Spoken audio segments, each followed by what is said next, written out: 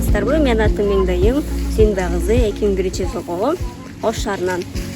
Менин кесибим программист, Ош технологиялык университетинде 3-курста окуйм. Жана иштейм бир канча долбоорлор менен.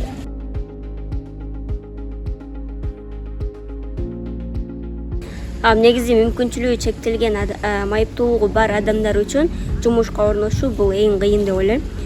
Бул нерсе менден өткөн. Мындайча айтканда, мен өзүмдүн окуумду билбегеним үчүн мен көп жумушка барсам алар алган эмес.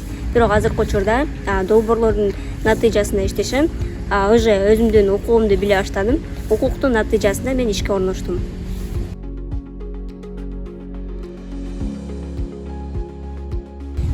Жумушта башында коллегалар менен биргеликте көнүш аябай кыйын болду.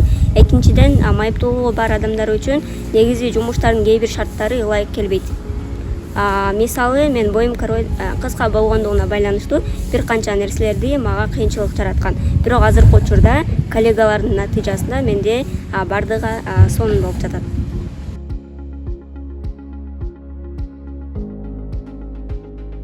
Негизи майыптуулугу бар адамдар үчүн, жарандар үчүн бул нерсе сөзсүз болот деп ойлойм. Балким ар кимдин диагнозу ар кандай болот. Мисалы, маршруткада чыкканда кээ бир учурларда мен тик тура албайм, отурушум керек. Бирок көпчүлүк жарандар аны туура кабыл албайт. Эмне үчүн местада отурасың, чоңдорго место бербейсиң деген сыяктуу болот.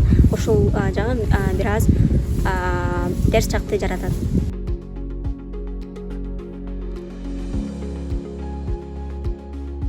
Азыркы учурда мен орточо өзүмдүн жеке ой пикирим боюнча бардык жерде бирдей орношкон эмес.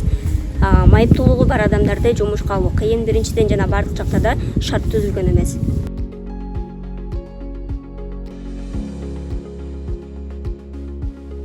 Негизи майыптуулугу бар адамдар мындайча айтканда коомго чыгуудан тартынышат жана бир эле чөйрөдө жашап жүрө беришет.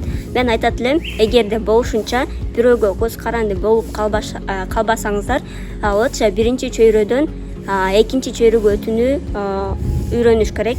Андан сырткары адамдар менен баарлашууну билиш керек. Бирок майыптуулугу бар адамдардын көпчүлүгү эл эмне дейт деген принцип менен жашашат жана коркушат, жана ошонун натыйжасында биз көптөгөн максаттарды тепселеп кала беребиз. Мисалы, акылдуу же күчтүү эмес, өзгөрүүгө аракет кылган адам гана бул жашоодо жашай алат. Мунун майнысы эмне? Качан гана адам өзгөрүүгө аракет кылганда гана анын максаты бардык нерсеси орундалат. Бирок биз мындайча айтканда эл эмне дейт деген принцип менен жашап, жада калса биз бир гана сферада жашап жүрөбүз дагы өзүбүздүн болгон жакшы сапаттарыбызды элдерге кеңири айта албайбыз. Болушунча аракет кылыңыздар, эч качан эч нерседен коркпой аракет кылыш керек. Только алдыга гана умтулуш керек. Эгерде сиздер аркага аракет кылсаңыздар, коркуу сезим болот адамда. Если сиз ошол коркуу сезимди жойсоңуз, сизде бардык нерсе ойдогудай, максаттагыдай болот. Рахмат.